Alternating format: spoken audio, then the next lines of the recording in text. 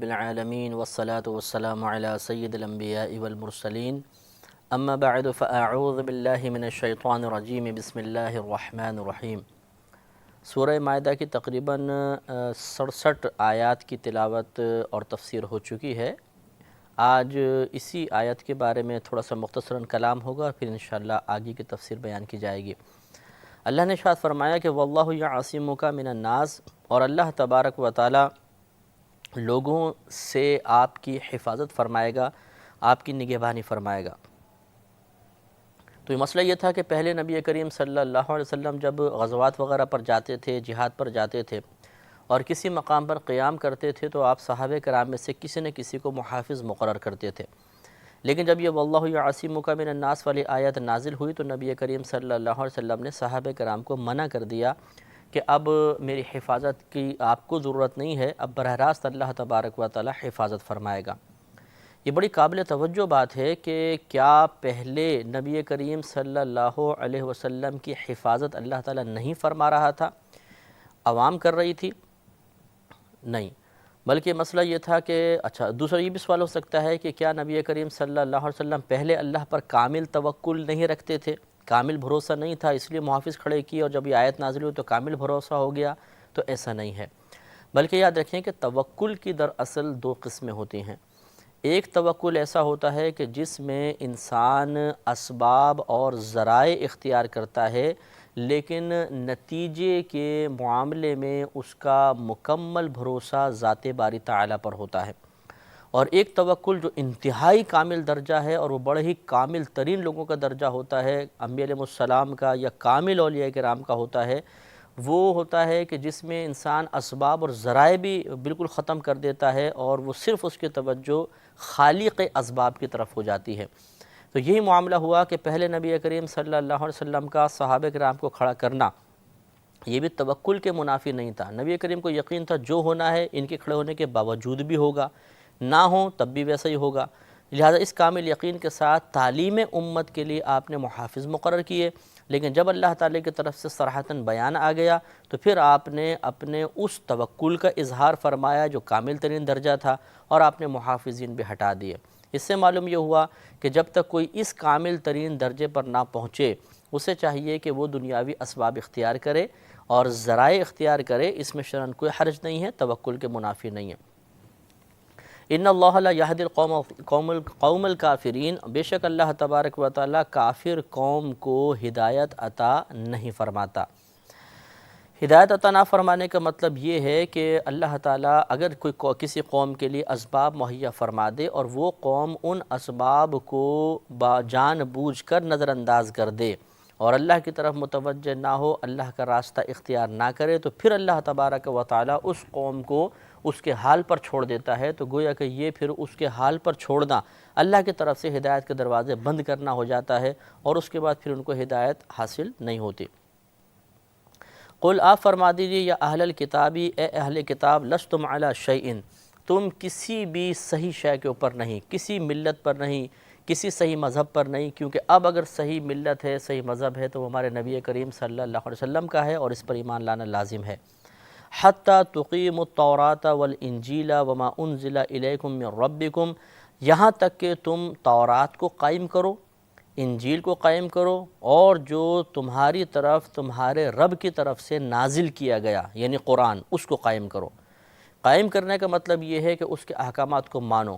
اس کی جو تعلیمات ہیں اس کو تسلیم کرو۔ تو جب تم تسلیم کرو گے تو تورات میں بھی نبی کریم صلی اللہ علیہ وسلم کے نبی ہونے کا تذکرہ ہے، انجیل میں بھی ہے اور قرآن تو اس سے مالا مال ہے، لہذا جب تم قائم کرو گے تو پھر تم ایمان بھی لے کر آؤ گے اور جب ایمان لے کر آؤ گے تو تمہاری نجات ہوگی۔ اس سے معلوم یہ ہوا کہ تورات، انجیل یا قرآن کو نافذ کیے بغیر، اس کی اقامت کے بغیر اگر یہ یہود نصارہ یہ سمجھیں کہ ہم نجات پا جائیں گے، یعنی بعض ہم احکامات کو چھوڑ دیں، خصوصاً نبی کریم صلی اللہ علیہ وسلم پر ایمان لانے سے متعلق احکامات، تو کبھی بھی ان کی نجات نہیں ہو سکتی، کبھی بھی یہ فلاح و کامرانی کے قریب نہیں ہو سکتے۔ وَلَا يَزِيدَنَّ كَثِيرًا مِّنْهُمْ مَا أُنزِلَ إِلَيْكَ مِن رَبِّكَ طُغْيَانًا وَكُفْرًا، یہ پہلے بھی اسی مضمون کی آیت آئی ہے کہ اور ضرور ان میں سے کثیر کو زیادہ کر دے گا وہ جو نازل کیا گیا آپ کی طرف آپ کے رب کی طرف سے طغیاناً و کفراً، سرکشی میں اور کفر میں،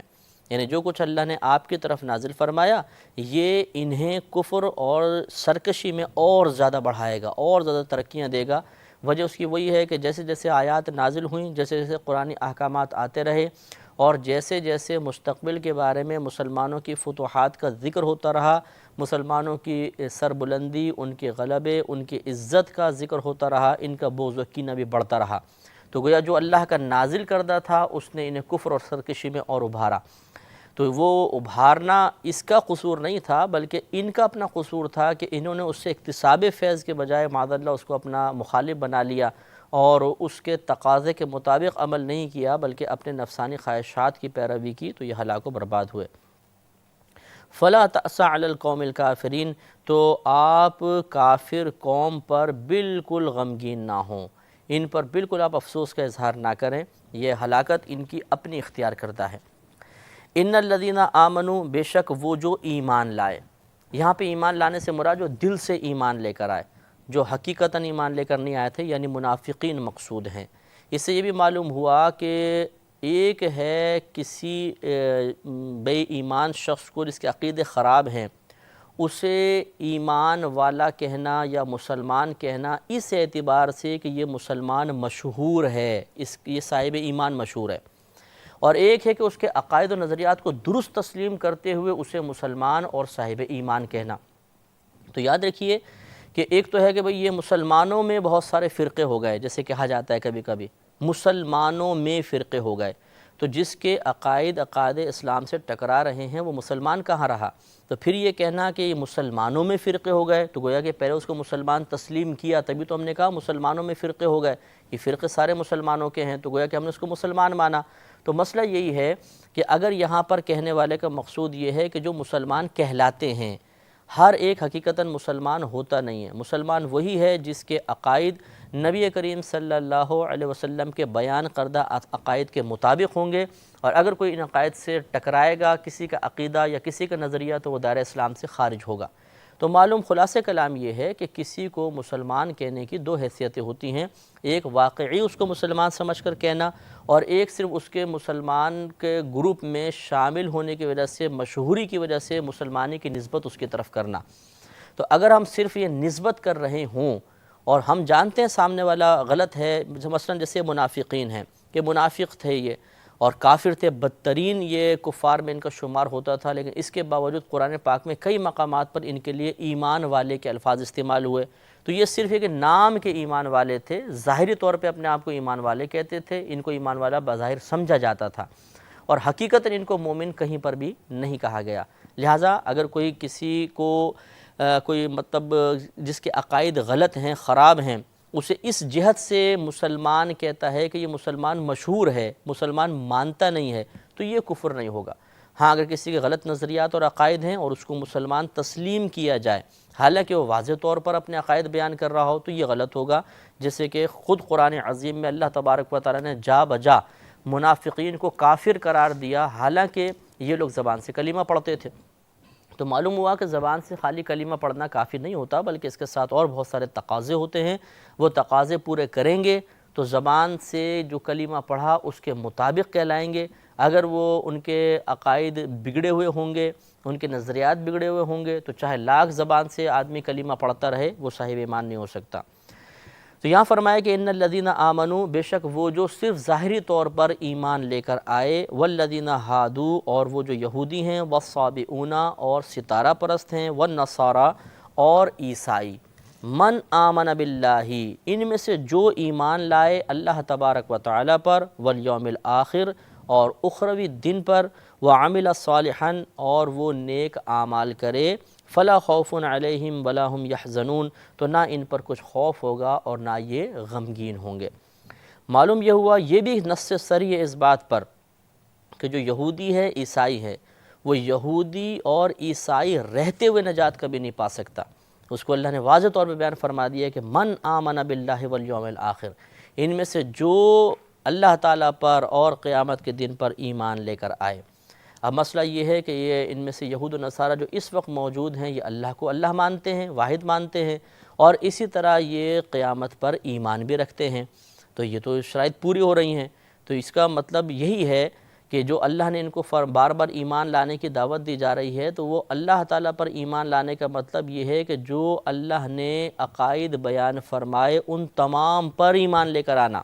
جو اللہ نے احکامات عطا فرمائے خصوصاً اخروی نجات سے متعلق ان تمام کو تسلیم کرنا، تب یہ صاحب ایمان کہلائیں گے۔ اور انہی میں سے ایک حکم یہ ہے کہ نبی کریم صلی اللہ علیہ وسلم کو اپنا نبی تسلیم کیا جائے، قرآن کو اپنا امام مانا جائے، قرآن کو پچھلے تمام کتابوں کا ناسخ تسلیم کیا جائے، یعنی جو احکامات قرآن میں نئے بیان ہوئے، پچھلے احکامات منسوخ ہوئے، ان کے حق میں ناسخ، باقی جو پچھلی کتابوں میں حکم موجود ہے قرآن نے اس کی تائید کر دی تو وہ بعینی قائم رہے گا۔ اور ہمارے نبی کریم صلی اللہ علیہ وسلم کو آخری نبی تسلیم کیا جائے، یہ اللہ کا حکم ہے۔ جب یہ بات مانیں گے تو صاحب ایمان ہوں گے، اور اب یہ حقیقتاً اللہ پر ایمان لانے والے کہلائیں گے، ورنہ ان کا اللہ پر ایمان لانا بھی ناقص رہے گا۔ اور ارشاد فرمایا فلا خوف علیہم ولا هم یحزنون، جو اس طرح کر لے گا نہ اس پر کچھ خوف ہوگا اور نہ وہ غمگین ہوں گے۔ دنیا میں بھی اللہ تعالیٰ انہیں بے خوف رکھے گا، آخرت میں بھی وہ غمگینی سے بچیں گے۔ اور اس سے یہ بھی معلوم ہوا کہ یہ آیات صرف اولیاء کے ساتھ مخصوص نہیں ہیں۔ عموماً یہ آیت بیان کی جاتی ہے کہ الا ان اولیاء اللہ لا خوف علیہم ولا هم یحزنون، کہ بے شک اللہ کے ولیوں پر نہ کچھ خوف ہے اور نہ وہ غمگین ہوں گے۔ تو وہاں پہ اولیاء سے مراد بھی وہی نیک اعمال کرنے والے ہیں، مومن جو ہیں جو نیک عمل کرنے والے ہیں، انہی کے بارے میں یہ حکم ہے کہ نہ ان پہ کچھ خوف ہوگا نہ غمگین ہوں گے۔ اور یہ ہر ایک کے بارے میں ہے کہ جو ایمان لائے اللہ پر، اخروی دن پر، نیک عمل کرے، اس پہ نہ کچھ خوف ہے نہ غمگین۔ تو وہ کوئی مخصوص مرتبہ نہیں ہے جو ہم مخصوص اولیاء کرام کے لیے مقرر کر دیں کہ یہ وہ غمگین نہیں ہوں گے، ان پر کچھ خوف نہیں ہوگا، باقی تمام لوگوں کے لیے مرتبہ نہیں ہے، ایسا نہیں۔ یہاں پہ حکم عام ہے، سب کے لیے ہے۔ ہاں، جو جتنا اعلیٰ مرتبے پہ ہوتا جائے گا، ایک گنہگار مومن ہے، ایک نیک مومن ہے، پھر اولیاء کرام کا علماء ہیں، فقہاء ہیں، پھر ان میں سے اولیاء ہیں، پھر انبیاء علیہ السلام ہیں، جیسے جیسے درجات بلند ہوتے چلے جائیں گے ویسے ویسے ان کا مقام، مرتبہ، مناصب بھی زیادہ ہوتے چلے جائیں گے، اس کا انکار نہیں۔ لیکن یہ کہ ان پر نہ کچھ خوف ہوگا نہ وہ غمگین ہوں گے، اسے فقط اولیاء کے ساتھ مخصوص کرنا یہ درست نہیں ہے، اللہ تعالیٰ نے اس کو عام رکھا ہے۔ لقد اخذنا میثاق بنی اسرائیل، اور بے شک ہم نے لیا بنی اسرائیل سے پختہ وعدہ، وارسلنا الیہم رسلا، اور ہم نے ان کی طرف کئی رسول بھیجے۔ تو پختہ وعدہ یہی لیا تھا کہ تم نبی کریم صلی اللہ علیہ وسلم کی پیروی کرنا، ان کی اتباع کرنا، جب وہ مبعوث فرمائے جائیں تو ان پر ایمان لے کر آنا، اور بہت سارے رسول بھی بھیجے۔ کلما جاءہم رسول، جب بھی ان کے پاس کوئی رسول آیا، بما لا تہوی انفسہم، اس حکم کے ساتھ جس کو ان کے نفس پسند نہ کر رہے ہوں، فریقاً کذبوا، تو ایک فریق نے ان کو جھٹلایا، وفریقاً یقتلون، اور ایک فریق نے انہیں قتل کر دیا۔ یہ اتنے بدترین قوم تھی کہ اللہ تبارک و تعالیٰ کی طرف سے آئے ہوئے مقدس ترین افراد، مقدس ہستیوں کو انہوں نے جھوٹا بولا اور بہت سوں کو قتل کر دیا۔ یہ بہت بڑی جرأت ہے۔ ایک عام آدمی گنہگار ایک دوسرے گنہگار کو قتل کرنا بہت عظیم جرم سمجھتا ہے، اور اگر سرزد ہو بھی جائے تو جو اس کی قلب کی کیفیت ہوتی ہے وہ سب پر واضح ہے۔ عام آدمی تو قتل کا تصور بھی نہیں کر سکتا، تو پھر انبیاء علیہم السلام جو اللہ تبارک و تعالیٰ کے محبوب ترین بندے ہوتے ہیں، انہیں قتل کرنا کس قدر برا ہے۔ اور اس سے معلوم ہوتا ہے کہ ان کے دل بہت زیادہ سخت تھے، قساوت قلبی بہت زیادہ تھی، ورنہ کوئی جرأت نہیں کر سکتا۔ وَحَسِبُوا، اور وہ گمان کرتے ہیں، اللہ تکون فتنۃ، کہ انہیں کوئی بھی سزا نہ ملے گی۔ فعموا، تو وہ اندھے ہو گئے، وصموا، اور بہرے ہو گئے، یعنی اندھے ہو گئے یعنی حق کو نہیں دیکھتے، وصموا، اور بہرے ہو گئے یعنی کوئی حق سننے کے لیے تیار نہیں ہیں۔ ثم تاب اللہ علیہم، پھر اللہ تبارک و تعالیٰ نے ان پر رجوع فرمایا، یعنی ان کو معاف فرما دیا۔ یہ وہ معاملہ ہے کہ جنہوں نے اس زمانے میں قتل انبیاء کیا، بعد میں شرمندہ ہوئے تو اللہ کی طرف پھر مائل ہو گئے، توبہ کی، اللہ نے ان کی توبہ قبول فرما لی، لیکن ثم عموا وصموا، پھر یہ اندھے ہو گئے اور پھر بہرے ہو گئے کہ جب نبی کریم صلی اللہ علیہ وسلم مبعوث فرمائے گئے یا عیسیٰ علیہ السلام انجیل کے ساتھ آئے تو وہی یہودیوں نے عیسیٰ علیہ السلام کا بھی انکار کر دیا، انجیل کا انکار کیا، پھر ان کی نسلیں جب آگے بڑھتی چلی گئیں تو انہوں نے نبی کریم کا اور قرآن کا بھی انکار کر دیا۔ تو ثم عموا وصموا کثیر منہم، پھر ان میں سے کثیر اندھے ہو گئے اور بہرے ہو گئے، واللہ بصیر بما یعملون، اور اللہ تبارک و تعالیٰ اس کو دیکھ رہا ہے جو کچھ وہ کرتے ہیں۔ لقد کفر الذین قالوا، بے شک ضرور ان لوگوں نے کفر کیا جنہوں نے کہا، ان اللہ هو المسیح ابن مریم، کہ معاذ اللہ بے شک اللہ تعالیٰ وہ مسیح بن مریم ہی ہے، عیسیٰ علیہ السلام ہی ہیں معاذ اللہ۔ تو بعضوں نے کہا کہ اللہ تعالیٰ نے عیسیٰ علیہ السلام کو پیدا کیا پھر اس میں حلول کر گیا، اور بعض یہ کہتے ہیں کہ معاذ اللہ بی بی مریم رضی اللہ تعالیٰ عنہا نے خدا کو ہی پیدا کیا تھا۔ تو یہ ان کا کفر تھا جس کو اللہ نے صراحتاً قرآن میں بیان فرمایا۔ وقال المسیح، حالانکہ خود مسیح نے یہ کہا، عیسیٰ علیہ السلام نے فرمایا، یا بنی اسرائیل لا اعبد اللہ ربی و ربکم، اے بنی اسرائیل تم اللہ کی عبادت کرو جو میرا بھی رب ہے اور تمہارا بھی رب ہے۔ تو گویا کہ عیسیٰ علیہ السلام کی یہ براءت بیان کی کہ معاذ اللہ اس عقیدے کی ترغیب کو عیسیٰ علیہ السلام کی جانب سے نہیں تھی، بلکہ ان کا تو قول یہی تھا کہ تم میرے اس رب کی عبادت کرو جو میرا بھی رب ہے اور تمہارا بھی رب ہے۔ تو گویا کہ جب اپنا رب وہ اللہ کو قرار دے رہے ہیں تو خود رب نہ ہوئے، تو خود یہ تردید تو عیسیٰ علیہ السلام سے بھی منقول ہے، یہ لوگ جانتے ہیں، لیکن اس کے باوجود یہ انہوں نے فاسد عقیدہ اختیار کیا۔ انہو من یشرک باللہ، بے شک وہ شخص جو اللہ تعالیٰ کے ساتھ شریک ٹھہرائے، فقد حرم اللہ علیہ الجنہ، تو بے شک اللہ تبارک و تعالیٰ نے اس پر جنت کو حرام فرما دیا ہے۔ ومأواہ النار، اور اس کا ٹھکانہ دوزخ ہوگا۔ وما للظالمین من انصار، اور ظالموں کا کوئی مددگار نہیں ہے۔ اس سے معلوم ہوا کہ جو عیسیٰ علیہ السلام کو اللہ کا بیٹا تسلیم کرے گا یا معاذ اللہ خدا ان کو تسلیم کر لے گا تو یہ شرک ہے، اور وہ ہمیشہ ہمیشہ جہنم میں جائے گا، اور اس پر اللہ نے جنت کو حرام فرما دیا ہے۔ یہ قرآن کا وعدہ ہے جو ضرور پورا ہوگا جب تک کہ انسان شرک سے توبہ نہ کر لے۔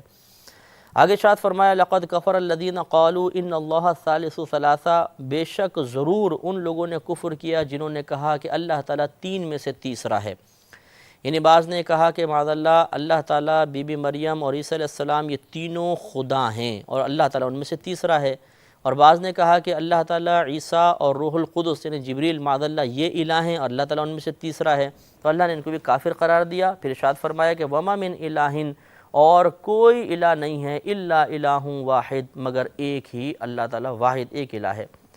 وَإِن لَّمْ يَنْتَهُوا عَمَّا يَقُولُونَ، اور اگر تم اس سے نہیں رکو گے جو کچھ تم یہ غلط باتیں کہہ رہے ہو، لا يَمَسَّنَّ الَّذِينَ كَفَرُوا مِنْهُمْ عَذَابٌ أَلِيمٌ، تو ضرور ان لوگوں کو جو ان میں سے کافر ہوئے دردناک عذاب پہنچے گا، چھوئے گا۔ افلا یتوبون الی اللہ، تو کیوں نہیں تم توبہ کرتے، کیوں نہیں رجوع کرتے اللہ تعالیٰ کی جانب، ویستغفرونہ، اور اس سے مغفرت کیوں نہیں طلب کر لیتے، وہ تو بہت مہربان ہے، بہت کرم فرمانے والا ہے، ابھی بھی اگر توبہ کرو گے تو اللہ تعالیٰ کرم فرمائے گا۔ واللہ غفور رحیم، اور اللہ تعالیٰ بہت بخشنے والا مہربان ہے۔ مل مسیح ابن مریم الا رسول، اور مسیح بن مریم کچھ بھی نہیں تھے سوائے ایک رسول کے، وہ تو ایک اللہ کے رسول تھے، انہوں نے کوئی خدائی کا دعویٰ نہیں کیا، نہ وہ خدا تھے، وہ اللہ کے ایک رسول تھے۔ قد خلت من قبلہ الرسل، اور بے شک ان سے پہلے بھی کئی رسول گزر چکے ہیں۔ وامہ صدیقہ، اور ان کی والدہ صدیقہ تھیں، بڑی پاکیزہ صدیقہ خاتون تھیں، لہٰذا اس میں بی بی مریم رضی اللہ تعالی عنہا کی بھی براءت بیان فرمائی، ان کی مدح فرما دی، کیونکہ معاذ اللہ بعض یہود یہ کہا کرتے تھے کہ حضرت عیسیٰ علیہ السلام ان کی والدہ کی طرف برائی کی نسبت کرتے تھے اور عیسیٰ علیہ السلام کی پیدائش کے اوپر بھی طعن کرتے تھے، یہ ان کا صراحتاً رد ہے۔ اور پھر اللہ تعالیٰ نے حضرت عیسیٰ علیہ السلام کے الہ ہونے کا رد فرمایا، ارشاد فرمایا کانا یاکلان الطعام، یہ دونوں کھانا کھایا کرتے تھے۔ بڑی پیاری دلیل دی کہ الہ جو ہوتا ہے، خدا جو ہوتا ہے، وہ کھانا وغیرہ اور دیگر عوارض بشریہ سے پاک و صاف ہے، لہٰذا اگر عیسیٰ علیہ السلام معاذ اللہ خدا ہوتے تو کبھی کھانا نہ کھاتے، حالانکہ یہ تو کھانا کھاتے تھے۔ انظر، آپ دیکھیے، کیف نبین لہم الآیات، ہم کیسے ان کے لیے آیات بیان کرتے ہیں، ثم انظر انا یؤفکون، اور پھر آپ یہ دیکھیے کہ کیسے اوندے منہ پلٹتے ہیں۔ انشاءاللہ اس پر مزید ہمارا کلام ہوگا اگلے پروگرام میں۔ وآخر دعوانا ان الحمد للہ رب العالمین۔